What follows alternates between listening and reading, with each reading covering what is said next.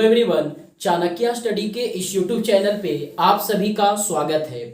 हम लोग railway group D के प्रीवियस ईयर के सवालों को देख रहे थे। जो रेलवे ग्रुप डी के एग्जाम में जितने भी क्वेश्चन मैथ का पूछा है उन प्रश्नों को देख रहे थे, जिसमें अब तक 4 वीडियो अपलोड कर दिया गया है। आज हम लोग 5वां पार्ट लेकर के आए हैं और उन चारों वीडियो का लिंक इस वीडियो के डिस्क्रिप्शन में दे दिया गया है। आप चाहें तो उसे भी अच्छे से देख सकते हैं। और हम लोग 2016 में जो ग्रुप डी का एग्जाम हुआ और जो वो सबको देख चुके थे। अभी जो हम लोग क्वेश्चन देख रहे हैं वो जो 2018 का एग्जाम हुआ, यानी कि जो होने वाला एग्जाम है, इससे पहले जो एग्जाम हुआ है उसमें जितने शिफ्ट में एग्जाम हुआ और उसमें जो मैथ का प्रश्न पूछा था उन प्रश्नों को हम लोग देखने वाले हैं। जो 25 से 30 क्वेश्चन एक शिफ्ट में मैथ का कंप्लीट क्वेश्चन था, ताकि उससे आपको आइडिया मिल सके किस टाइप का क्वेश्चन एग्जाम में पूछा है और उसी तरह के आप प्रश्नों को प्रैक्टिस कर सकें। तो यदि हमारे इस YouTube चैनल पे नए हैं तो इस चैनल को सब्सक्राइब कर लीजिए और बेल आइकन प्रेस कर दीजिए, ताकि जब भी नया वीडियो अपलोड किया जाए तो सबसे पहले नोटिफिकेशन आपको मिले। तो चलिए देखते हैं क्वेश्चन क्या कहता है। तो आपका सवाल है कि निम्नलिखित में से कौन सा युग्म अभाज्य संख्या नहीं है। आपका 4 ऑप्शन दे रखा है, अभाज्य संख्या बतलाना है, प्राइम नंबर है ना। तो अभाज्य संख्या किसे कहते हैं? Prime number. वैसा नंबर जो 1 से डिविजिबल हो और खुद से डिविजिबल हो उसे कहते हैं हम लोग अभाज्य संख्या। तो देखिए 4 आपका ऑप्शन दिया है। पहला ऑप्शन है 41 और 43। दूसरा ऑप्शन आपका दिया है 101 और 103। तीसरा ऑप्शन आपका 161 और 163 और चौथा ऑप्शन दिया है 191 और 193। बतलाना है कि इन 4 में से जो दो का पेयर दिया है वो कौन सा अभाज्य संख्या नहीं है नहीं। तो अभाज्य संख्या देखिए 41 और 43, ये तो आपका अभाज्य संख्या में होगा, प्राइम नंबर में होगा। 41 और 43 ऐसा नंबर है जो 1 से डिविजिबल होगा और खुद से होगा और किसी से नहीं कटेगा। तो ये भी अभाज्य संख्या है। ये 101 और 103, ये देखिए तो किसी से कटेगा नहीं, ये भी लगता है नहीं कटेगा। ये भी अभाज्य संख्या में होगा। 161 और 163, 161 और 163, 191 और 193। आप चेक करके देख लीजिए, जो चारों में से होगा वो ये कटने वाला है, ये कटने वाला है। लेकिन ये देखिए ये 1 से तो कटेगा ही, 161 से तो कटेगा ही, और ये देखिए 7 से भी कट रहा है। 161 को आप 7 से भाग देंगे तो ये कट जाएगा, यानी कि ये जो है अभाज्य संख्या नहीं है। ये अभाज्य है, ये अभाज्य है, ये भी अभाज्य है। अब ये मिल गया ना कि 1 से ज्यादा से कट रहा है, 1 से 161 से 7 से भी, मतलब ये अभाज्य संख्या नहीं है। तो क्वेश्चन में ये नहीं पूछा था कि कौन सा अभाज्य संख्या है, ये पूछा कि कौन अभाज्य संख्या नहीं है। A, B, D ये तीनों प्राइम नंबर है और जो ऑप्शन नंबर C है वो अभाज्य संख्या नहीं है। चलिए नेक्स्ट क्वेश्चन देखते हैं। अगला सवाल क्या कहता है। नेक्स्ट क्वेश्चन आपका कुछ इक्वेशन दे रखा है और उसमें बतलाना है कि इसमें समाधानों की संख्या कितनी है, मतलब इसका कितना सॉल्यूशन होगा, कितना हल होगा। क्वेश्चन क्या है? तो आपका क्वेश्चन कहता है x⁴ plus x⁴ minus 2 equal to 0। आपको ये सॉल्व करके बतलाना है कि x का जो आंसर होगा वो कितने आंसर होगा। एक होगा x का एक वैल्यू होगा कि 2 वैल्यू होगा। समाधानों की संख्या कितनी, मतलब कितना आंसर हो इसका होगा, ये निकालना है। तो चलिए देखिए सॉल्व करते हैं इसको। ये x⁴ प्लस x⁴ और ये जो -2 है इक्वल टू के उस तरफ भेज देंगे तो प्लस में चला जाएगा, +2 हो जाएगा। अगले लाइन में दोनों तरफ देखिए 3 के टर्म में दिया है ना, तो स्क्वायर नहीं, दोनों तरफ हम लोग क्यूब कर देते हैं, दोनों तरफ घन कर देते हैं, होल क्यूब। इधर भी क्यूब कर देते हैं और इस तरफ भी कर देते हैं, से दोनों तरफ स्क्वायर, दोनों तरफ क्यूब किया जा सकता है। होल क्यूब क्यों किए? क्योंकि ए क्यूब बी क्यूब करेंगे ना तो 3 है, कट जाएगा, थोड़ा आसान होगा कैलकुलेशन। अब इसे a प्लस बी के होल क्यूब पर खोल दीजिए। तो a प्लस बी के होल क्यूब a क्यूब, तो x⁴ इंटू 3 ये क्यूब करेंगे तो डिटेल कर दे रहे हैं, प्लस बी क्यूब यानी x⁴ इसका whole cube, a cube plus B cube plus 3ab। तो a हो गया आपका x⁴ और b हो गया x⁴ a cube plus b cube plus 3ab into a plus b x⁴ plus x⁴ इधर 2 का क्यूब कितना हो गया, 8 हो गया, यहाँ पे देखिए 3 से 3 कैंसिल हो जाएगा, ये आ गया आपका एक्स स्क्वायर। यहाँ भी 3 से 3 कट जाएगा, एक्स हो जाएगा। और ये आपका आ जाएगा 3 इंटू एक्स, एक्स इंटू में बेस सेम है तो पावर क्या हो जाएगा, ऐड हो जाएगा। तो एक्स के पावर 2/3 और 1/3 को जोड़ेंगे तो 3/3 यानी ये 1 हो जाएगा, है ना। 3ab इंटू प्लस नहीं, a cube plus b cube plus 3ab into a plus b formula होता है। अब देखिए इसका वैल्यू क्वेश्चन में कितना दिया है, एक्स के पावर 2/3 प्लस एक्स के पावर 1/3 बराबर -2 इधर आया तो +2, यानी इसके जगह पे हम लोग 2 लिख सकते हैं इसको हटा करके, है ना। बराबर में कितना 8। सॉल्व कीजिए तो ये हो गया x square plus x plus 3 दूनी 6x, x square plus x और 3 दूनी 6x, ये 8 को भी इधर लेके चले आते हैं तो -8 बराबर 0, यानी आपका हो गया x square plus 7x minus 8 बराबर 0। अब यहाँ पर आप फैक्टर कर दीजिए, गुणनखंड तोड़ दीजिए, तो x square plus 8x minus x minus 8 बराबर 0। 8x में से 1x चला जाएगा तो 7x, और 8x को x से मल्टीप्लाई करेंगे तो 8x स्क्वायर आ जाएगा। x यहाँ से कॉमन कर लेंगे तो x प्लस 8, और यहाँ से -1 कॉमन कर लेंगे तो x प्लस 8 बराबर 0। x -1 बराबर 0 यानी x का वैल्यू 1, और x प्लस 8 बराबर 0 यानी x का वैल्यू -8, यानी x बराबर 1 आया और x बराबर -8 आया, तो दो आंसर आया ना। तो क्वेश्चन में पूछा था कि समीकरण इसके समाधानों की संख्या कितने हल होंगे, एक आंसर आएगा कि दो आंसर आएगा, है ना। तो 2, यानी ऑप्शन नंबर सी इसका सही हो जाएगा 2।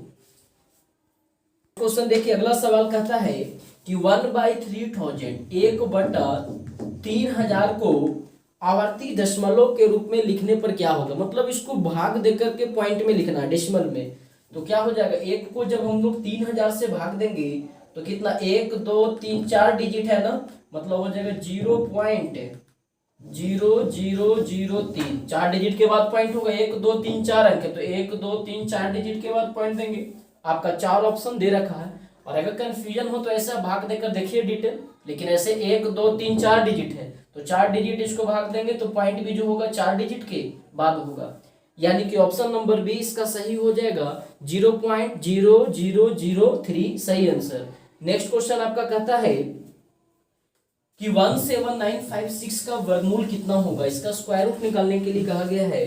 कहता 17956 इसका वर्गमूल निकालना है, तो आप वर्गमूल चाहें तो इसका डिटेल भी आप निकाल सकते हैं सॉल्व करके, या अगर शॉर्ट निकालना चाहें तो रूल तो होता है कि राइट साइड से 2 डिजिट को एक पार्ट में रखेंगे और जो बाकी नंबर बचता है वो सेकेंड पार्ट में चला जाता है।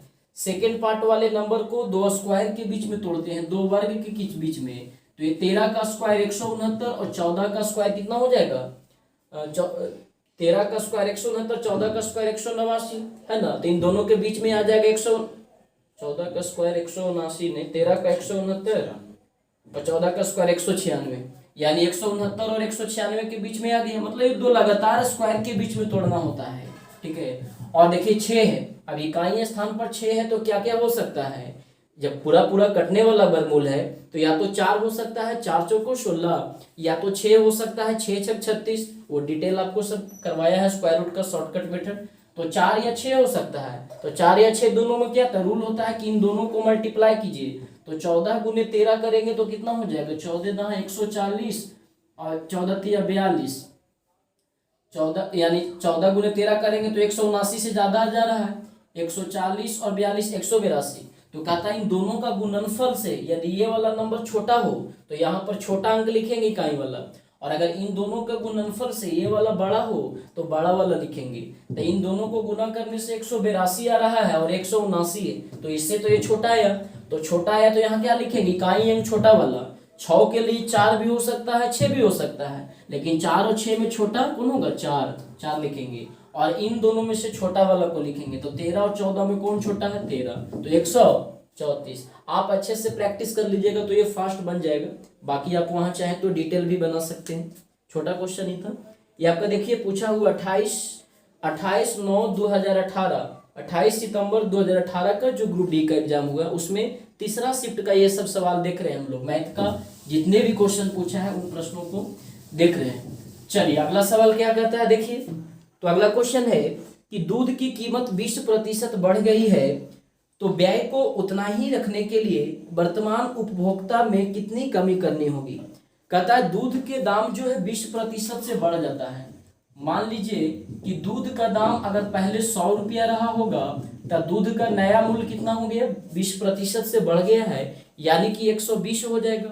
तो कहता है दाम नहीं बढ़े, दाम जितना पहले था ना उतना ही रहे, तो उसके लिए खर्च को वह कितना प्रतिशत से कम कर दे, है ना। जो खपत करता है दूध का, वो दूध की खपत को कम करने कहा, कितना प्रतिशत से कम कर दे कि जो खर्च है उतना के उतना ही रहे। तो ऐसे क्वेश्चन में बढ़ा मूल्य है और हमको कम करने क्या कह रहा है, खपत, दूध की खपत कम करने का। आप तो मूल्य को कम कीजिए, खपत ऑटोमेटिक कम हो जाएगा। ऐसा क्वेश्चन में परसेंटेज का डिटेल वीडियो बनाया गया, आप उसमें देख लीजिएगा अच्छे से।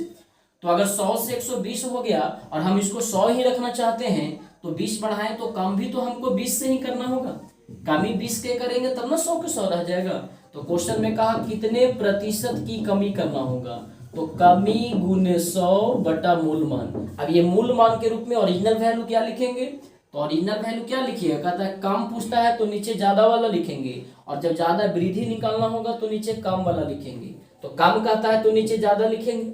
ऐसे भी सोचिए कि 120 रहा होगा तब ना 20 कमा है, यानी नीचे क्या हो जाएगा 120। सीधा सीधी कमी में कमी गुने 100 बटा मूल मान। मूल मान के रूप में कम कहेगा तो इन दोनों में से ज्यादा वाला को लिखेंगे, और जब ज्यादा वाला वृद्धि निकालना होगा तो नीचे कम वाला को लिखेंगे।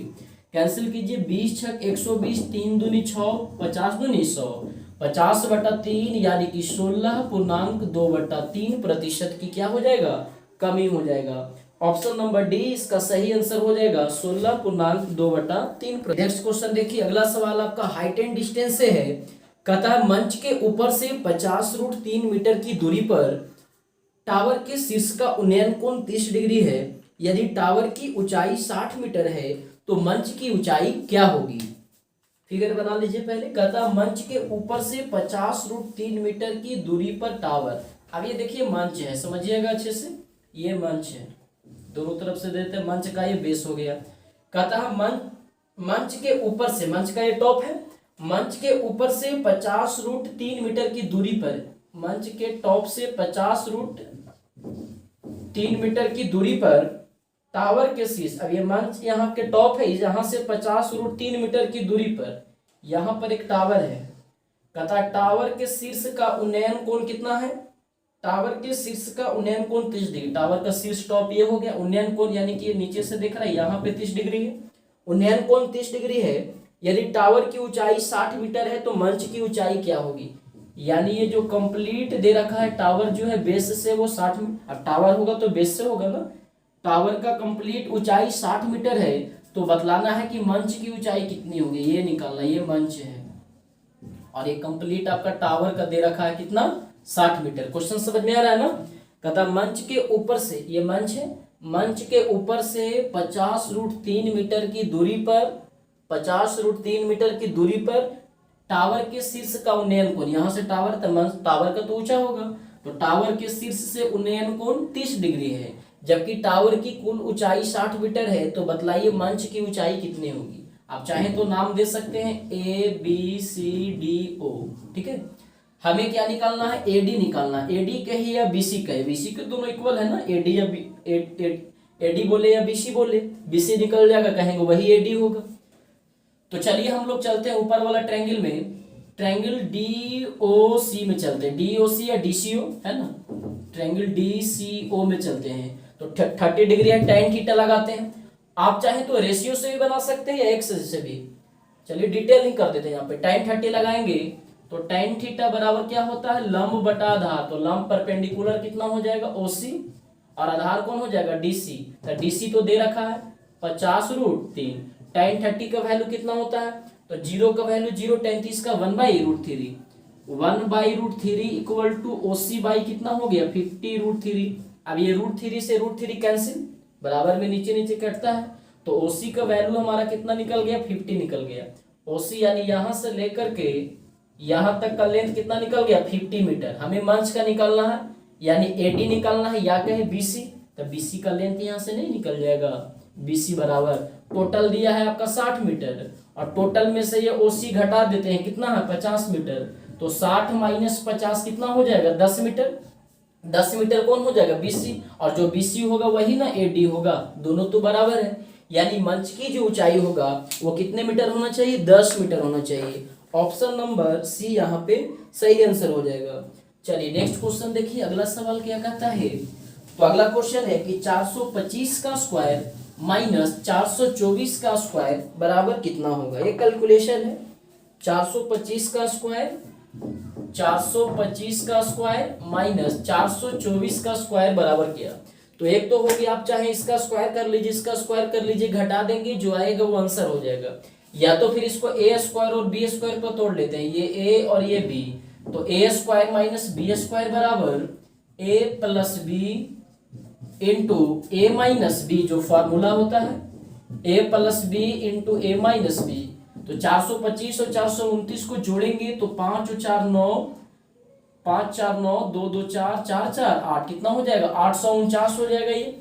और यहाँ पे 425 में 424 को घटाएंगे तो कितना आ जाएगा 1 आ जाएगा। मतलब इस क्वेश्चन का आंसर कितना हो जाएगा 849। यानी कि ये फॉर्मूला पर जब हम लोग सॉल्व करके तोड़ लिए तो बहुत ही आसानी से आ गया 849, ऑप्शन नंबर डी। और अगर स्क्वायर करते घटाते तो थोड़ा सा कैलकुलेशन तो जाता, कैलकुलेशन टफ पड़ता। चलिए नेक्स्ट क्वेश्चन देखिए, अगला क्वेश्चन आपका साधारण ब्याज का है। कहता है कि 4.5% वार्षिक साधारण ब्याज की दर से 4600 रुपये पर 5 वर्षों में कितना ब्याज प्राप्त होगा।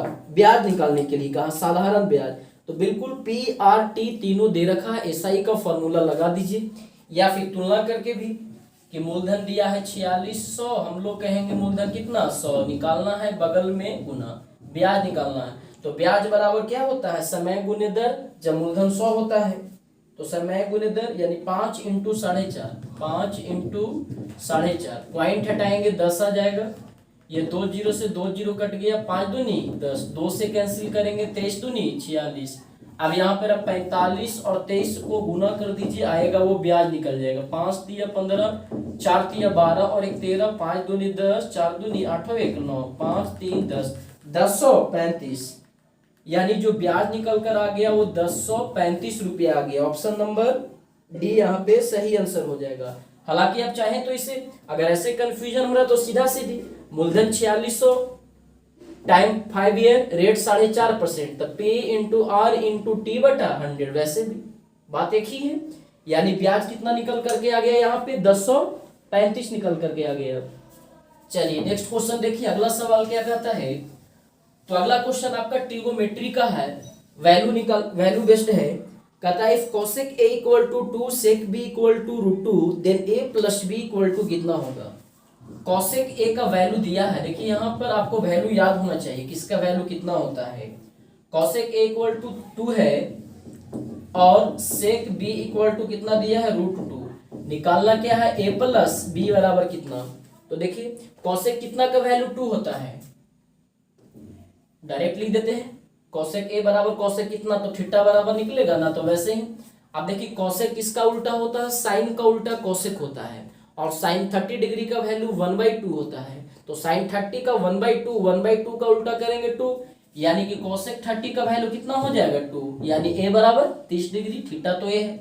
वैसे ही sec भी, तो cos का उल्टा sec होता है, cos कितना का वैल्यू cos 45 का वैल्यू 1/√2 होता है ना, और 1/√2 का उल्टा करेंगे तो √2 हो जाएगा, है ना।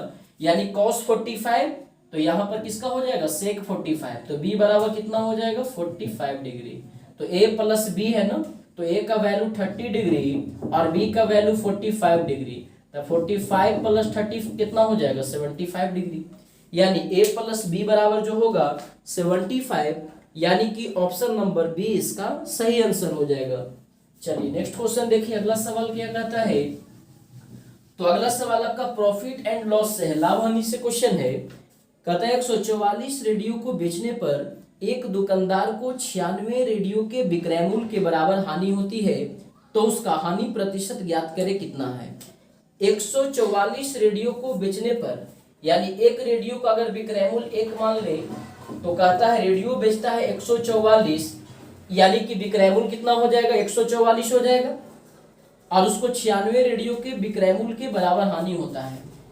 यानी कि लॉस कितना हो जाएगा, हानि कितना हो जाएगा, तो 96 रेडियो के विक्रय मूल्य के बराबर, यानी 96 रुपया। क्यों? क्योंकि एक रेडियो का विक्रय मूल्य तो 1 रुपया मानकर चल रहे हैं। हमें क्वेश्चन में क्या निकालना है, प्रतिशत हानि निकालना है। तो चलिए विक्रय मूल्य एसपी मालूम, लॉस हानि मालूम, क्रय मूल्य निकाल लेते हैं, कॉस्ट प्राइस। तो विक्रय मूल्य में से हानि को घटा देंगे तो क्या निकल जाएगा, क्रय मूल्य निकल जाएगा। कितना में वो खरीदा होगा, सॉरी जोड़ना पड़ेगा ना, 144 प्लस 96, यानी कि 6 4 10, 9 4 13 और 1 14, 240। 240 रुपया में खरीदा होगा। 6 4 10, 9 4 13, 1 14, 240। 240 में खरीदा होगा और उसको 144 में बेच रहा है, तब ना उसको 96 रुपया का लॉस। लॉस हो रहा मतलब क्या, क्रय मूल्य ज्यादा होगा, है ना। क्रय मूल्य बराबर क्या हो जाएगा, विक्रय मूल्य प्लस हानि। अब इसमें 240 में 140 घटा कर देखिए 96 आ जाएगा। 10 में से 4 गया 6, 13 में से 4 गया 9। प्रतिशत हानि निकालना है, लॉस परसेंट। तो प्रतिशत हानि बराबर क्या होगा, हानि इंटू 100, लॉस इंटू 100 बाई, यहाँ पर नीचे में एसपी नहीं क्या लिखेंगे, सीपी, क्रय मूल्य होता है। हानि गुने 100 बटा क्रय मूल्य। ये 0 से 0 कैंसिल हो गया, 24 चौको 96 और 10 चौको 40%। यानी इस सवाल का आंसर हो जाएगा कि जो हानि प्रतिशत होगा वो 40% होगा, 40%। ऑप्शन नंबर डी इसका सही आंसर हो जाएगा। चलिए नेक्स्ट सवाल देखिए, अगला क्या कहता है, बोडमास का है, बहुत ही आसान क्वेश्चन है, सिंप्लीफिकेशन है। और देखिए इन क्वेश्चन से आपको प्रैक्टिस कर लीजिए, आइडिया मिल जाएगा किस तरह के सवाल पूछे था, ज्यादा हार्ड क्वेश्चन है कैसा है, और किस चैप्टर से क्वेश्चन पूछ रहा है, प्रॉफिट लॉस से। देखिए लगभग जो सिलेबस में है वो आपका सबसे पूछ रहा है। अलजेब्रा से भी कुछ क्वेश्चन है, ट्रिकोनोमेट्री का भी क्वेश्चन है, ज्योमेट्री का भी कुछ सवाल है, अर्थमेटिक पोर्शन में भी आपका है, लाभ हानि का है, ब्याज का है, उस सभी से 1-2 सवाल करके दिया हुआ है। ये तो आपका देखिए सिंप्लीफिकेशन है, 2-3 क्वेश्चन सिंप्लीफिकेशन से भी। देखिए पूरा डिटेल लिखकर सॉल्व नहीं करते, डायरेक्ट आपको समझा देते हैं। अब ये आसान तो है, -28 भागा -4। अब बोडमास का रूल के अनुसार तो पहले स्मॉल ब्रैकेट छोटी कोष्ट, फिर मिडिल ब्रैकेट, लास्ट में एक बड़ी ब्रैकेट, है ना। तो -28 को -4 से भाग देंगे तो माइनस माइनस से कैंसिल हो जाएगा, 7 चौको 28, यहाँ पे 7 आ जाएगा। अगले लाइन में 63 को भाग देंगे 7 से तो 9 सत्ते 63, यहाँ पे 9 आ जाएगा, ऑफ यानी कि इंटू। तो -5 को 9 से इंटू करेंगे तो 9 पचे 45, माइनस में 45 हो जाएगा। और ये -45 और -5 जोड़ेंगे तो यहाँ पर क्या हो जाएगा, माइनस में 50। और यहाँ तो भाग है ना, 250 भागा -50, तो माइनस ऊपर चला जाएगा, 50 पचे 250, यानी कि आंसर इसका कितना आ जाएगा, -5 आ जाएगा। -5 यानी कि ऑप्शन नंबर सी इसका सही आंसर हो जाएगा। चलिए नेक्स्ट क्वेश्चन देखिए, अगला सवाल क्या कहता है। तो आपका अगला क्वेश्चन है कि निम्नलिखित तालिका के आधार पर सुबह 6 से दिन के 12 बजे तक के बीच का औसत कितने प्रस्थान करते हैं। कहता उड़ानों का समय, उड़ान का समय दे रखा है कि जो प्लेन है कितने से कितने टाइमिंग में कितने बार प्रस्थान करती है। तो कहता है सुबह 6 से 7 बजे तक 4 बार प्रस्थान हुआ है, 7 बजे से 8 बजे तक 2 बार, 8 से 9, 10 से 11, 11 से 12 ऐसे करके दिया है। टोटल कितने बार है, 2 3 4 5 6, समय जो है 6 इंटरवल में है। और प्रस्थान टोटल कितने बार किया है तो उसको जोड़कर देख लीजिए। तो कहता है 6 से 7 में 4 बार, 7 से 8 में 2 बार, 8 से 9 में 2 बार, 9 से 10 में 1 बार, 10 से 11 में 1 बार, 11 से 12 में 2 बार। 2 1 2 3 4 5 6 जोड़िए तो 4 2 6, 6 2 8, 8 1 9, 9 1 10, 10 2 12। टोटल कितने बार प्रस्थान किया है, 12 बार। हमें क्या निकालना है, औसत निकालना है। औसत कितने प्रस्थान होता है, तो औसत का मतलब क्या होता है, sum of total number by total number. Total जितने बार प्रस्थान किया वो सबको जोड़ देंगे। और टोटल टाइमिंग कितना है, तो 6 से 7 1 घंटा, 7 से 8 1 घंटा, इस तरह से 11 से 12 तक है, यानी टोटल 6 घंटा है। तो इसको 6 से हम लोग भाग दे देते हैं, तो 6 दूनी 12, यानी कि औसतन कितना उड़ान भर रहा है, प्रस्थान कर रहा है 2 बार, है ना। 2 प्रस्थान बराबर टोटल प्रस्थान 12 बार और टोटल टाइमिंग 6 घंटा, यानी 1 घंटा में कितने बार प्रस्थान करता हो, कितने बार उड़ान होता होगा, तो 2 बार। औसत यानी टोटल नंबर को जोड़ करके टोटल टाइमिंग से डिवाइड कर दिए। समझ में आ रहा है, बहुत ही आसान क्वेश्चन है। चलिए नेक्स्ट क्वेश्चन देखिए, अगला सवाल आपका मेंसुरेशन से है। कहता है 42 सेंटीमीटर व्यास की ठोस धातु के गोलों को पिघलाया जाता है और एक तार बनाया जाता है। जिसका व्यास 7 मिलीमीटर है, तो बतलाइए कि तार की लंबाई कितना है। कहता है 42 मीटर व्यास का एक गोलाकार है जिसको पिघला करके एक तार बना रहा है, जिसका व्यास दे रखा है, लंबाई निकालने के लिए कहा है।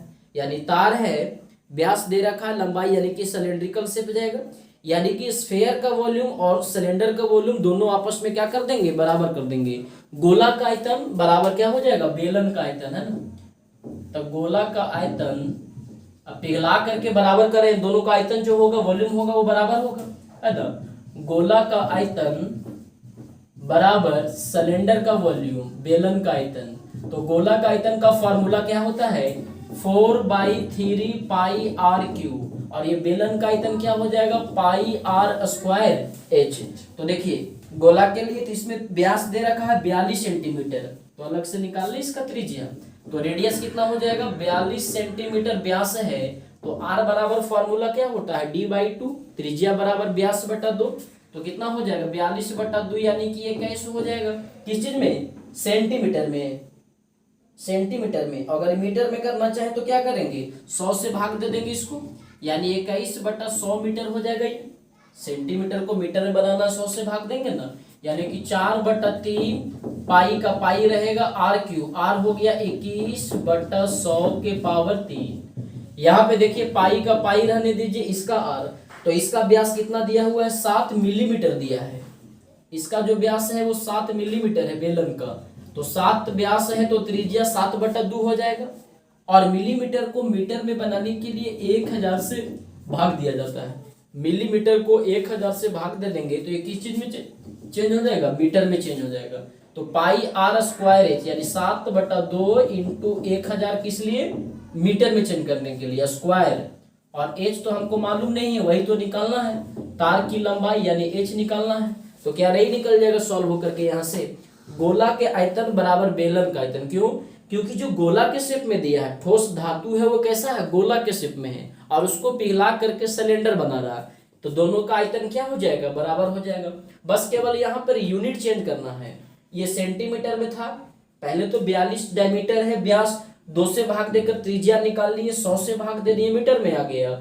वैसे ही यहाँ पे 7 मिलीमीटर था व्यास, 2 से भाग दिए, त्रिज्या निकला, और मिलीमीटर को मीटर में बनाने के लिए 1000 से भाग दे दिए, और दोनों को आपस में बराबर कर दिए। 4/3 pi r cube, pi r square h, h निकालना है तार की लंबाई।